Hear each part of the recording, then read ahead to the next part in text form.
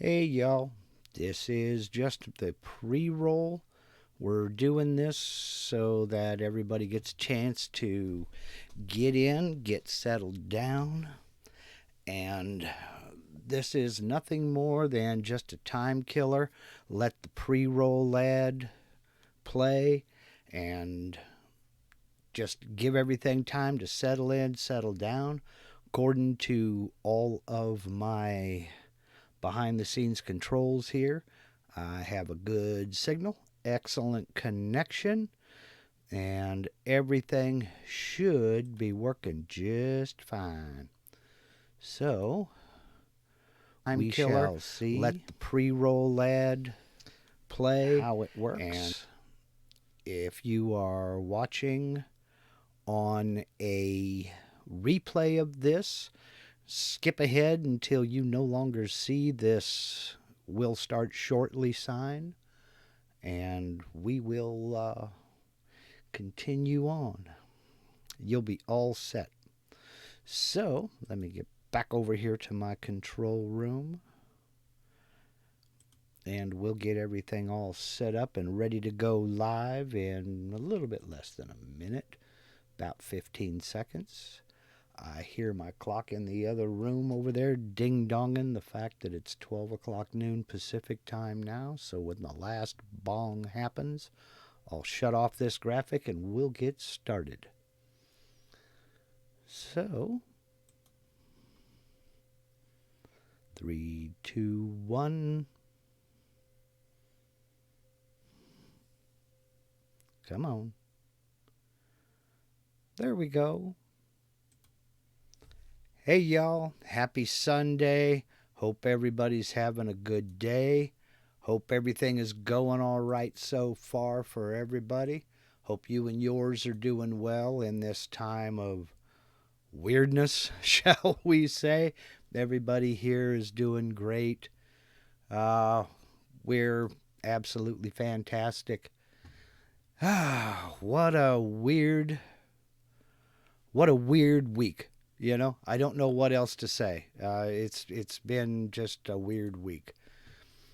Thank you all for joining me. Thank you all for taking time out of your busy Sunday. And thanks for joining me here for this live stream on everything that's all about what was, what's going on here. There we go. Thank you for joining me for the live stream. We're going to do this all on the monogram video that I put out this morning. I do have a couple of things to say about it. I made a couple of mistakes, and I'll repair those mistakes in a couple of minutes. But first, let's go ahead and go down the line and do a roll call. Looks like we got Matt from Awesome Wood Things in the crowd. What's shaking, Matt? Glad to see you out there. Bumps from Carlisle, UK. All right. Jeff Rozak. Kurt Briegel. Let's see. Ice Cream 62 checking in from Italy. Holy cow. Thank you. Hope you all are doing all right over there. I know you guys are having some scary times, but hope everything works out okay for you. Let's see. Baron Black from the Jersey Shore. Clem Gordon from Pittsburgh. Ayal Peleg from Israel. Holy cow, we are truly international here. Let's see. Jason Kelsey. Dave Krause. Steve Nealon, Harneal Media, webmaster to the stars. Anybody who's everybody, or everybody who's anybody, for those of you who can speak, has a website through Steve Nealon over there at Harneal Media. He's a good guy, knows what he's doing. He'll take care of you. If you want a website, web store, he'll help you set up merch, things like that. I'm telling you, he's the man. Dean, how you doing, Dean? I see you found me. Let's see. Aaron Hansen, Ronald Ledger from, holy cow, from Bedford. Good grief. Let's see. Kevin Els, Mr. South Africa himself. Man, people from all over the world. This is so cool. I'm an old guy, okay? Just Bear with me. Gary Hammett, Michael McCrite. Let's see, it just jumped here. I left off at Michael McCrite, Troy Pritchard, Mike Smith, Guercio. Okay. Dean's from Nova Scotia. All right. Ron Owensby from Kansas. Jim Senecola, how you doing today, Jim? Roger the Tinker, Cliff Medina, eCabinets Tips and Tricks. Let's see, the Woodshop 100 from Oklahoma. I believe I mentioned Tim Boger. Let's see, yeah, ice cream's all okay-ish. Yeah, I understand. Jack Wasson. Lloyd Miner, Robbie from Louisiana, Dexter Williams, Richard Polang, and Mike Puckett. How y'all doing? I'm glad everybody is hope everybody's doing all right. I get distracted, sorry. John DeRoos and Charles Wallace, Percy Kuka. Good to see you jumping in again. Okay, let's see. We have a couple of questions here. First off, eCabinets Tips and Tricks wants to know if you can make this sign in VCarve. Absolutely. Absolutely, you can make this in VCarve. In fact, I think I try to put it at the beginning of the video whether this is a Aspire-only tutorial. And another thing I do is I try to color code the words in the thumbnail. If you see the red and blue, the red lettering with the blue stroke around it, it's called, that means it can be done in VCarve and Aspire. If you see the bright green lettering, that's Aspire only. And I'm doing that more for me than anything else. So, but yes, it can definitely be done in VCarve. It's just a simple V-carving project. Let's see here. I believe we had... all right, we didn't have another question. I thought there was another question up here. No, there isn't. Nope, there isn't. Okay, that's fine. I did want to show something that I made a mistake on. And so let me bring up Aspire and we will switch over to the Aspire view. And that was when I said to download the SVG version of this split font and make the modifications one time. You don't necessarily have to do that. You can still use the font. And something else to notice is on that SVG version of this font file on that website, the Graphic Fairy, it did not have these bars down here and down here. It just was simply the split letter, and everything was, joined at the where they had cut all the artwork. But you don't really have to download the SVG version of this to use it in something else. All you'll need to do once you have your modifications and your editing done out here one time is you can just select that artwork, then come up here to the File menu, then come down here to Export. And this menu opens up over here, and you can export it as an EPS, DXF, AI, SVG, or PDF file. Now I'm going to go ahead and export this as an SVG file, and I'll put it in the folder that I used for all the artwork for this project. Then save that.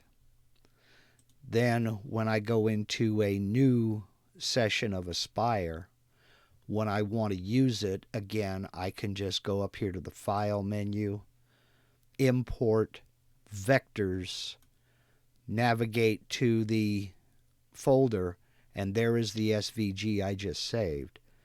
Then I double-click that, and it imports. You can see it's down here. It's importing on the corner there for some reason.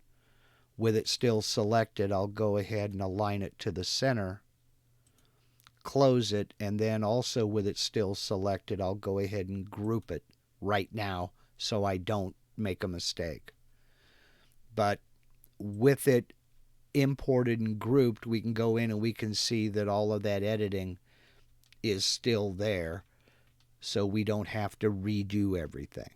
So even if you use the font version, you can select that and export it into whichever file format you prefer. You can put it in DXF or an AI file for use in Adobe Illustrator, or whichever you prefer.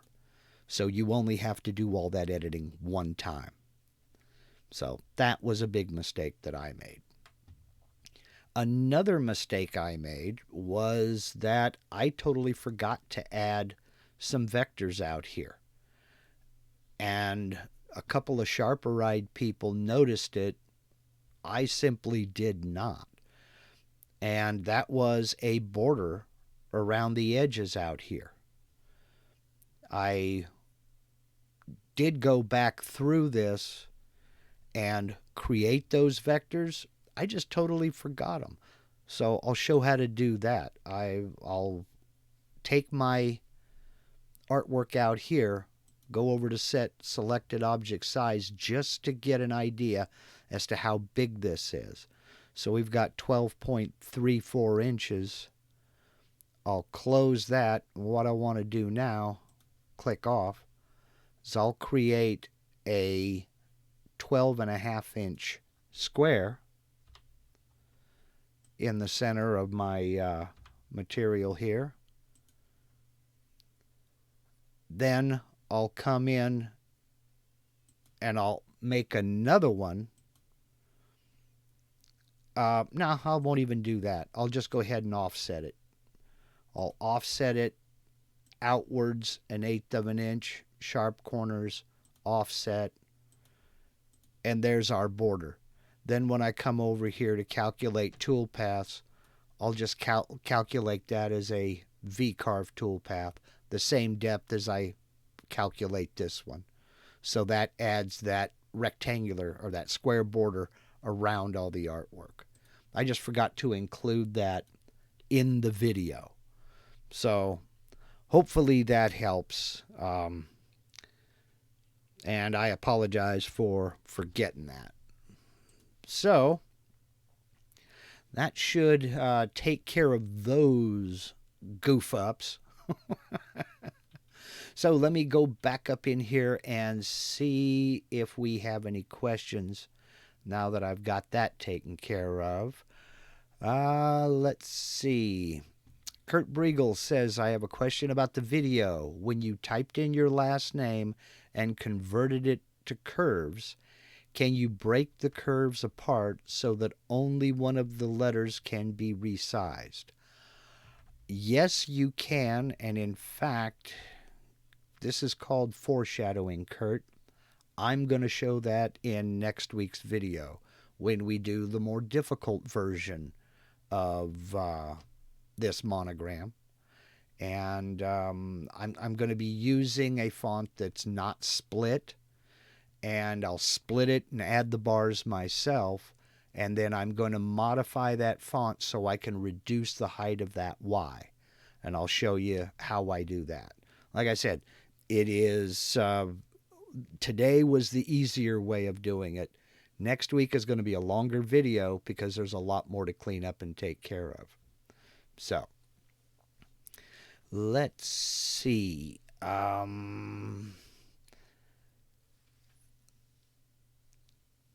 Let's see what we got going here. Okay, Guerco says, let's see. Yesterday, my bit ran through my material and more. It was supposed to cut 1/8 of an inch. What can I do to fix it? Okay, First things first is make sure that you have the unit of measure correct. If you're working in imperial, work in imperial only. If you're working in metric, work in metric only. I see a couple people having problems. They are mixing things. They're trying to use a metric file with all of their measurements being set for imperial. Be careful of that. If you've done that, make sure you're setting your Z0 correctly. If you're setting it to the material surface, make sure to zero that out. Also, double check before, double check your machine calibration as well. Now, I have found that 99% of problems I'm having are mechanical. So that's the first thing I check when I'm having a problem such as this. I always check the mechanical first. And on something like that, I would go through and check the calibration. Then I would also make sure that you're setting your Z0. You had Z2 plunge. You had set Z2 plunge to 2 inches. Man, that could be any number of things. I would make absolutely certain that you're setting your Z0 to the surface of the material. And yeah, I see you didn't want to hit a clamp. Yeah, your Z2, well, the Z2 plunge, I'm going to have to go back and take a look at that. I tell you what, hit me up through my the Contact Us page on my website, Guercio, and I'll try to do my best to help it out, because I may need to see some pictures or screenshots or what have you. So, but yeah, I would check the G code and make sure it is correct. So, let's see.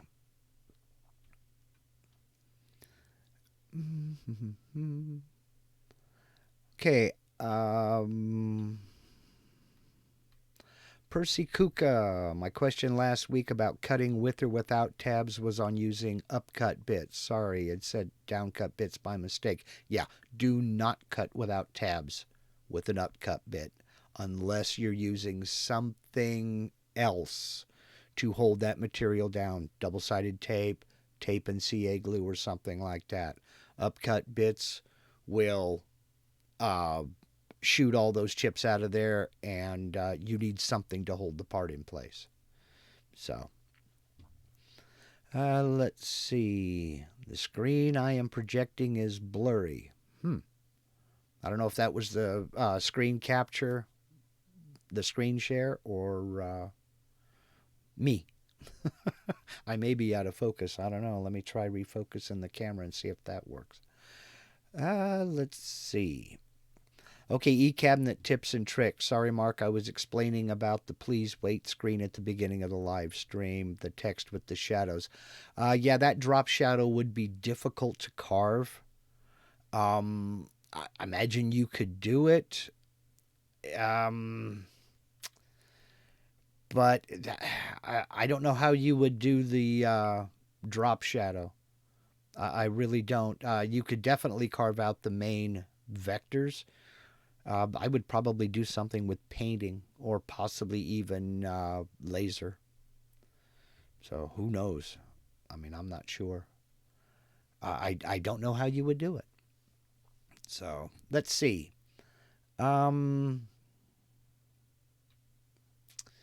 Let's see, what if you chose a smaller downcut bit to carve this, such as a 1/32 inch bit? What would be used for feed rate depth, and also what plunge rate would I use? Well, just as a matter of course, I set my plunge rate to half of my feed rate. And a 1/32 inch bit is teeny tiny. Depth of cut, less than half of that. So you're looking at a 64th inch per pass.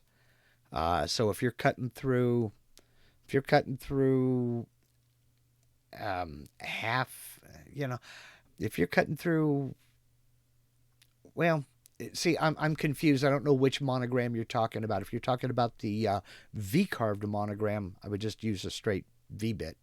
Or not a straight V-bit. I would just use a V-bit.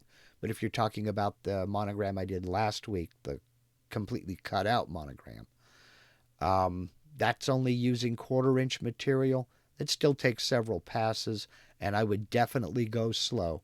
You're talking about a 32nd inch diameter. That's a tiny, tiny bit. I mean, I would start with something very slow because they break very easily. I'm here to tell you.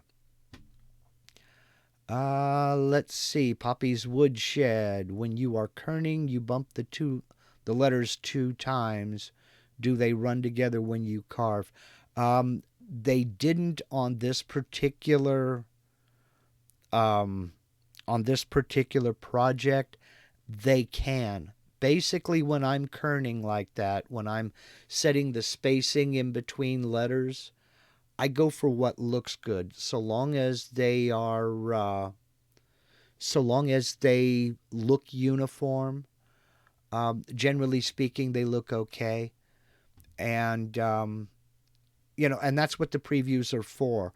If it looks like they're going to run together when you carve, bump them apart one more, and just keep previewing. That's what the previewing is for.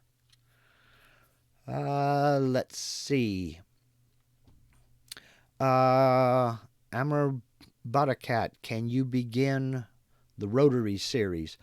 I've got some plans for some rotary axis projects coming up later this year, but with everything that's going on right now with the projects I have going and what I want to do, what I need to get done, it's probably not going to be not before summer.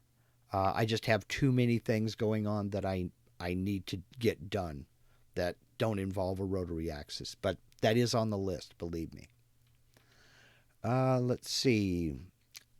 Jeff over at Resorter 66, and Jeff, I owe you an apology. I've been calling you the Restorer here, and for over a year now, and it's Resorter 66. I don't know if that means you're not a restorer or not, but hey, I apologize. Let's see. How would you go about finishing this morning's project? The same way I would do any other painted V-Carve project. I would hit it with 2, possibly 3 coats of clear, and then go in and paint all the V-carved areas, let that cure, then sand back any overpainting, and then clear coat again. Just the same as I would finish any other project. Let's see. Can I change tools with desktop version 10? I don't know what you're referring to as far as changing tools. If you can kind of give me a little bit more specifics. So, let's see. John Saudier. I have an STL file into Vectric Pro. It's 14 by 14 I want. Okay, you'll need to finish your question. My autofocus keeps going in and out. Yeah, I'm starting to see that, Charles. I don't know what's going on. I don't know if it's trying to focus on my mic over here, or if it's trying to focus on me, or if I'm out of focus, or what. So, sorry about that. So, all right. Okay, John, I have an STL file in Vectric Pro. It's 14 by 14. I want to cut off 2 inches on the perimeter to make 10 by 10 before doing a toolpath. You should be able to scale it down to 10 by 10. Are you talking about you want to trim some away? You want to edit the file? Because you can't do that in VCarve at all. You can't edit. So, to edit that file, you would need to either get Aspire or another 3D modeling program. But as far as editing 3D files, you can't do it in VCarve. Yeah, I don't know what's going on with this camera, but I see that it's going in and out of focus. So, okay, Resorter 66. That's a 66th century all mahogany inboard runabout that I did restore. Oh, holy cow. I love some of those old mahogany boats. The old Chris Crafts. Oh, man. Okay, let's see. Charles Wallace. I have a laser and was wondering if there's a better program to do pictures. If you mean photographs, my experience with laser is extremely limited. I got a K40 laser about a year ago this month, and it was so freight damage that I had to return it.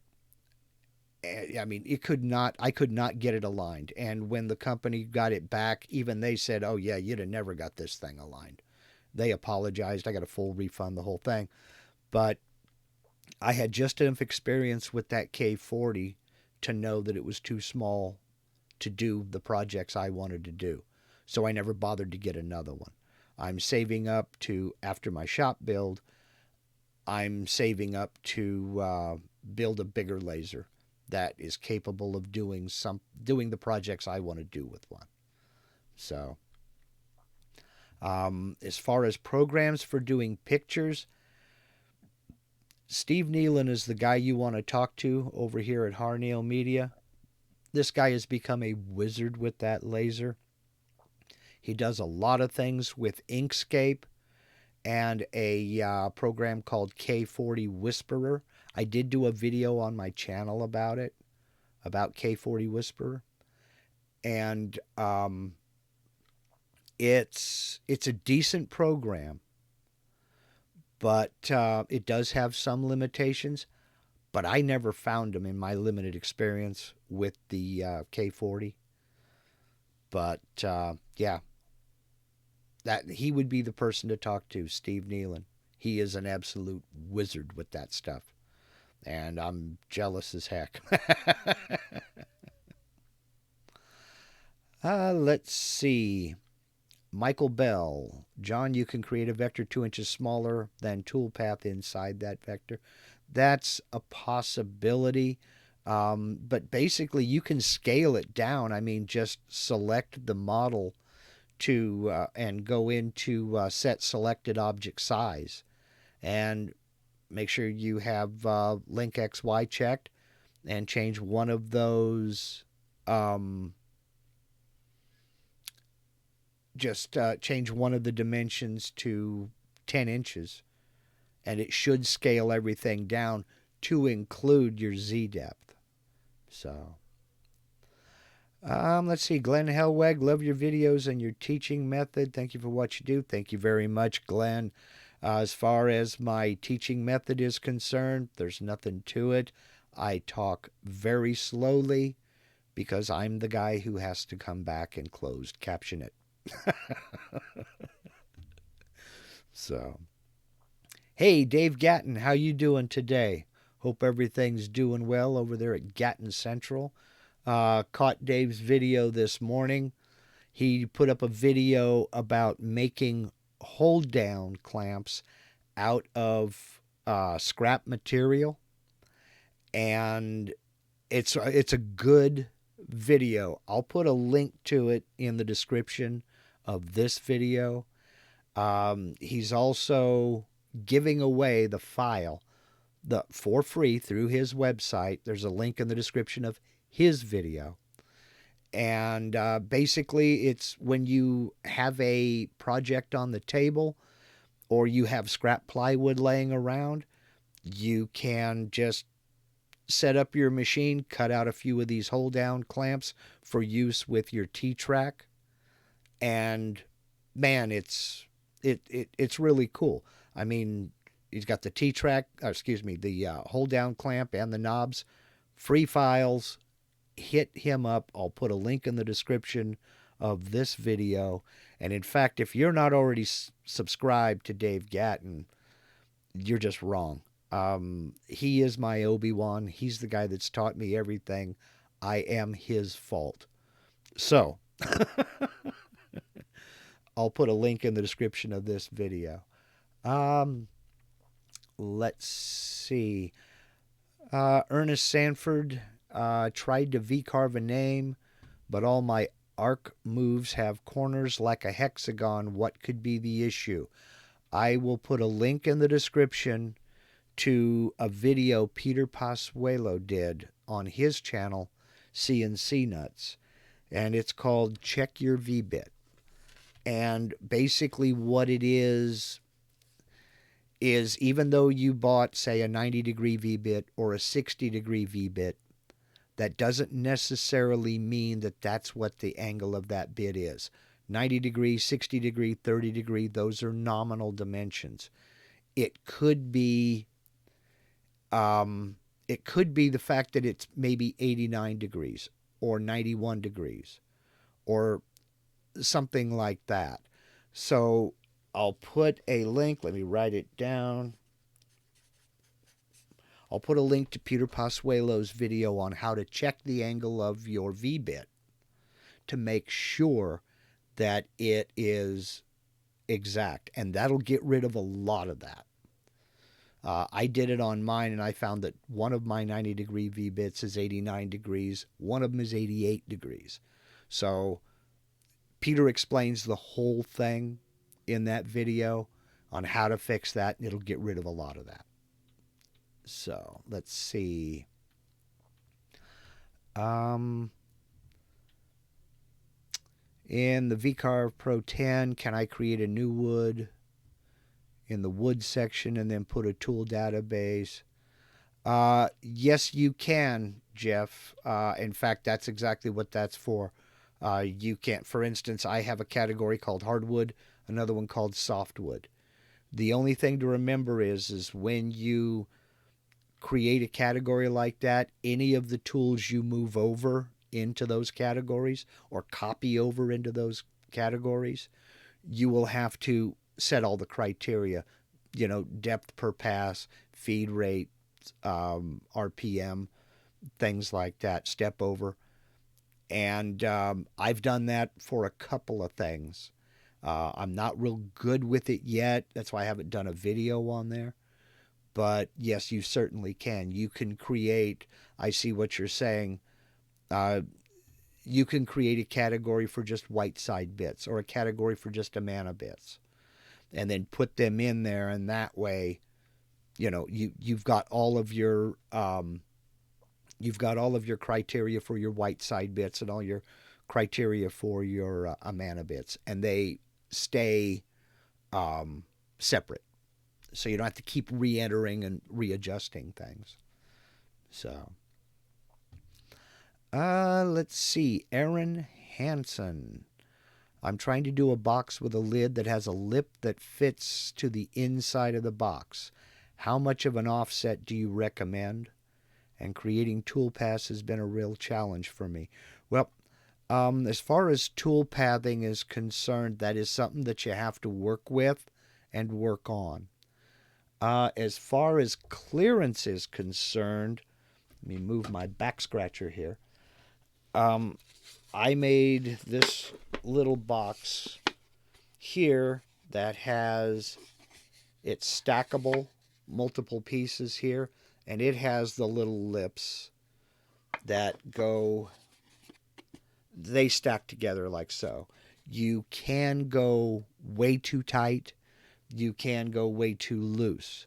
So I understand what you're talking about.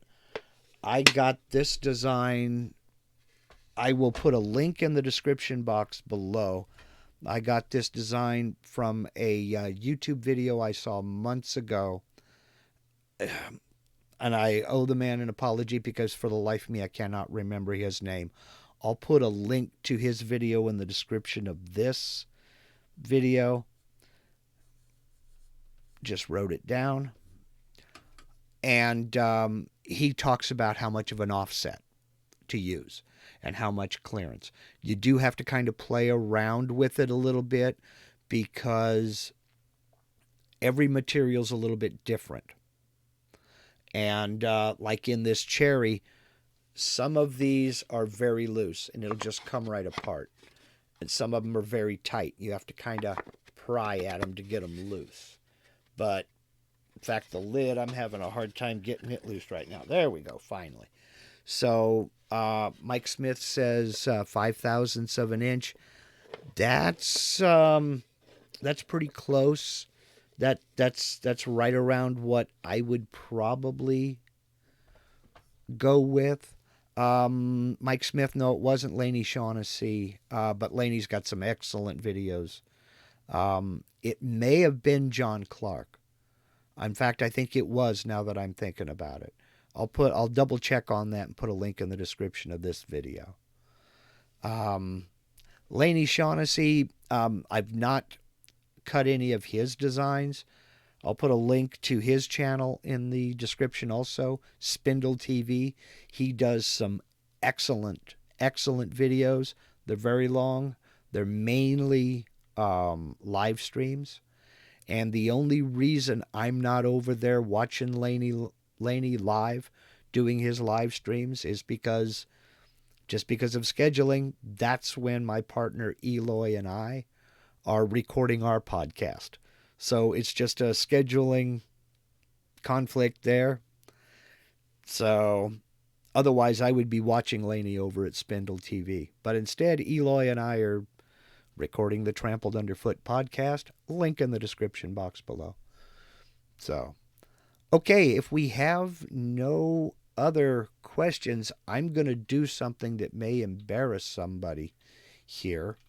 And I got to get it set up, but I want to give somebody a shout out. I did a little bit of a search of my my subscribers. And I got to tell you, I have got some killer subscribers. Some of y'all out there are really making some excellent projects. And I wanted to shout one of them out. So the first one I'm going to shout out is a channel called eCabinet Tips and Tricks. Now, they've only got 740 subscribers, but they work with a software called eCabinets. And it's mainly for professionals. If you run a cabinet shop or you're doing a lot of cabinet work, folks are talking about videos like mine for beginners. These folks over here do an excellent job with this software. Again, it's eCabinet software. If you hit them up, I'll put a link in the description box below to this YouTube channel. Check them out. Check out the website.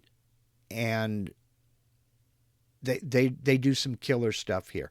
If you do a lot of cabinetry, if you run a cabinet shop, this may be the software for you.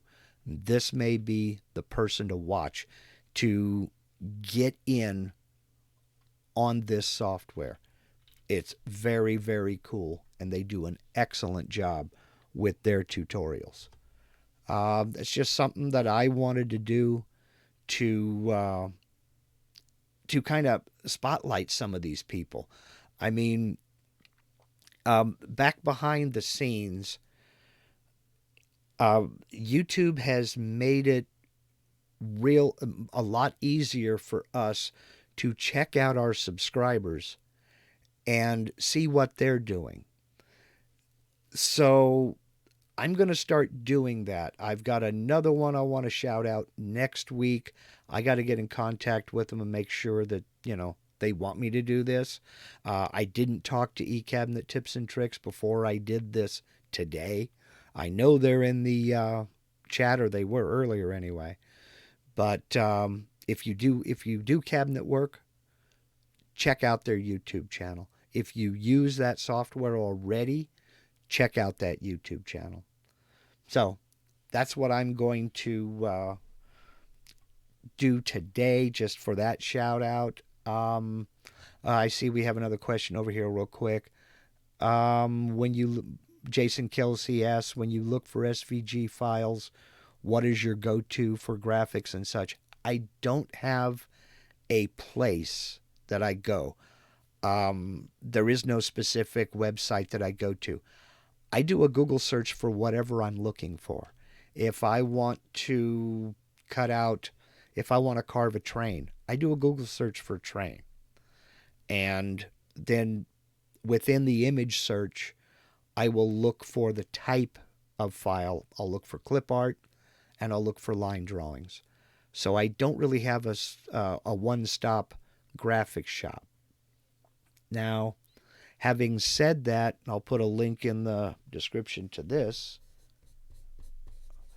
For some graphics, there is a place called Pixabay.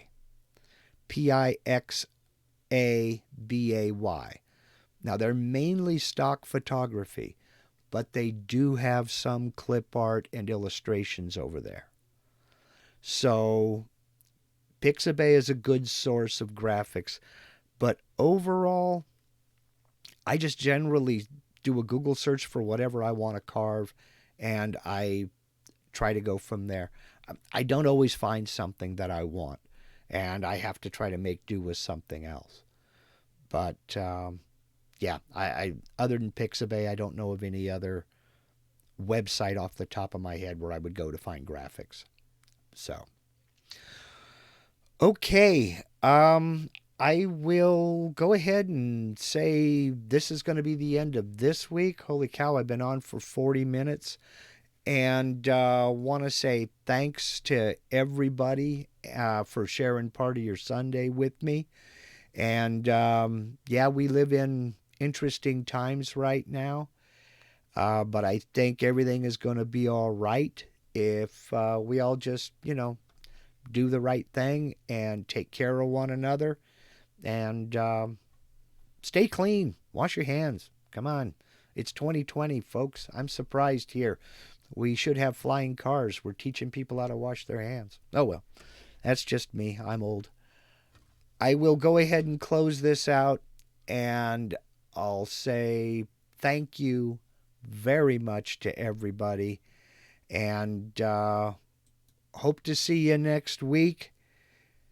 Until then, get out in the shop, do something cool, and do something nice for somebody else. Have a good day, y'all.